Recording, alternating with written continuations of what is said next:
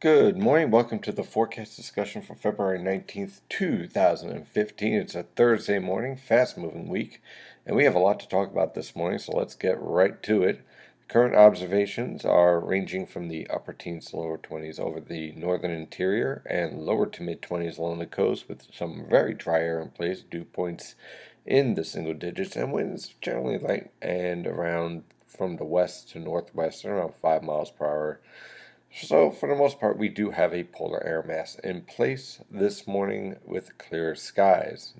The question is that polar air mass going to be able to put up a fight? That is a very interesting question as we move into the forecast for tomorrow, as we have an area low pressure approaching the region. Now, on our latest radar, we zoomed out here, and this is our precipitation shield.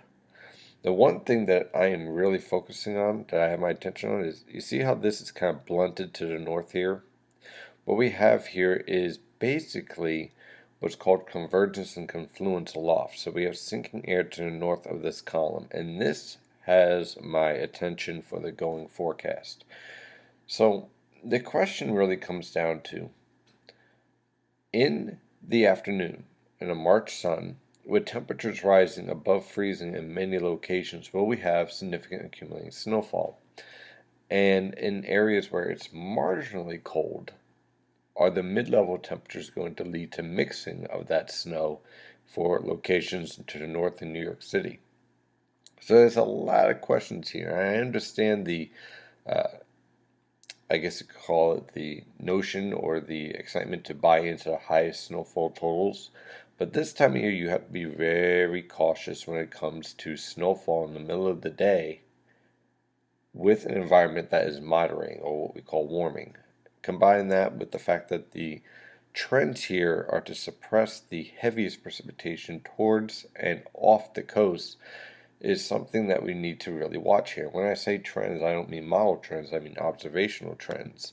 Another factor here, taking a look at the latest satellite picture, let's be blunt here, this low pressure system and the upper level disturbance associated with it is being sheared and torn apart as we speak via these upper level winds. The idea here is that this low pressure system will intensify just a bit off the Delmarva coast and lead to some heavier precipitation. I don't have too much of a problem with that, but we are dealing with a progressive pattern. It is moving from west to east rather quickly. There's nothing really to block up that pattern as our upper level low in the Canadian Maritimes lives north and east. So, yes, I understand the idea of wanting to go above the snowfall totals, but again, let me show you a couple of factors here. So this is the European model guidance from the Penn State EWOL website. Again, for today, we have high pressure exiting the region. Key factor here. Our upper level low over the Canadian Maritimes is moving north. We no longer have a negative NAO pattern, and our high pressure system shifting off the coast. Today, definitely chilly. And if this was January, we'd be stuck in the lower to mid 30s. Instead, this is March, and we are in the lower to mid 40s for highs this afternoon. Now, remember that moving forward. As we look at tomorrow, our high pressure system is not to the north of Maine, it's well off the coast to the east. So we have an easterly wind at the surface. That, I think, is a major indicator and warning sign for anybody going with for a cold forecast. I'll put it that way. So when we combine that with the fact that mid-level temperatures are rapidly warming, and to be quite frank, this disturbance is not very well developed, I do have some concerns about going anything more than what I'm currently forecasting. Now, if this low pressure system intensifies off the New Jersey coast and we see a rapid bombing impact with the 500 millibar trough here becoming negative rather than neutral, and we see this feature here dive further south and east than what's being forecasted, and the mid-levels remain much colder than what's being forecasted, and the surface temperatures, surface winds are more from the northeast and the east, then that would increase my snowfall totals.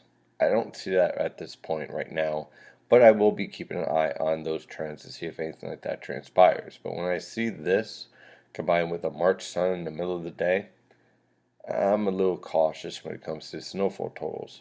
Now, once this storm leaves, high pressure is pretty much in control through the rest of the forecast period, with temperatures averaging near to below normal for this time of year. So, for tomorrow, look for low temperatures in the mid to upper 20s over the interior, upper 20s to lower 30s along the coast, high temperatures in the mid 30s, and that's going to be a big factor. Again, if this was January with a high of 35, I'd have no problem going moderate to heavy snow.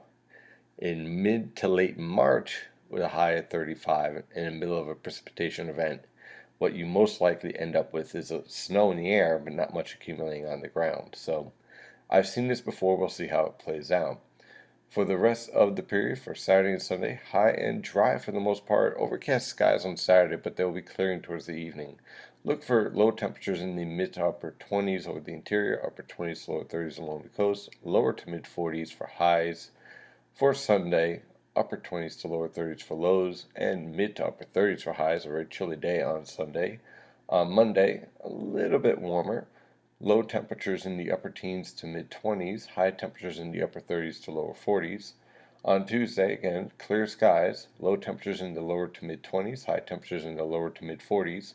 And Wednesday, clear skies as well, upper 20s to lower 30s for lows, and mid to upper 40s for highs, possibly a few 50-degree temperatures mixed in over the Philadelphia metropolitan area.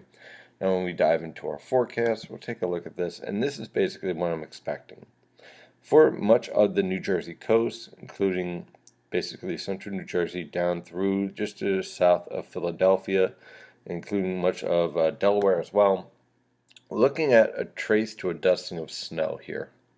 Mostly wet roadways. I think you'll see snow in the air, but I think it's going to be difficult for it to accumulate, and it'll mix with rain at times, especially as you move on through the afternoon hours.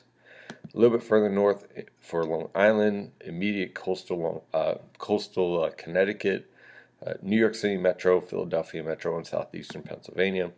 Looking at a trace to 2 inches of snow, the heavier it comes down, the more likely you'll see that 2 inches. Generally wet roadways, especially in the afternoon. Most of the snowfall accumulation, I think, is going to be on cold surfaces. Looking at 10 a.m. to 8 p.m. for the snowfall total, starts as snow, mixes with rain. Watch out for that mid-level temperatures. We'll watch that throughout the day tomorrow, because that's going to be the determining factor of who gets accumulating snow and who gets, well, a lot of wet roadways with snow in the air. Now, just a bit further north, over northeastern Pennsylvania, through northern New Jersey and Connecticut, conditions will be colder in these locations. So I'm looking at 1 to 3 inches with some slick roadways. Again, accumulation on the roadways is still going to be difficult, especially with anything treated. And then further to the north, I'm staying below an inch here, and trace to an inch of snow, because the bulk of the precipitation will be focused to your south, especially over southern New Jersey. And I'll talk about that more in the premium discussion, which I'll go in depth on. So again, this isn't a major winter storm. This isn't a blockbuster in any way, shape, or form. It's a bit of a nuisance on Friday, and I think for the most part we'll be dealing with more wet roadways than anything else. That is your forecast discussion for today. Of course, I'm your meteorologist, Stephen DiMartino. Thank you for following NYNJPA Weather, and as always, stay safe out there.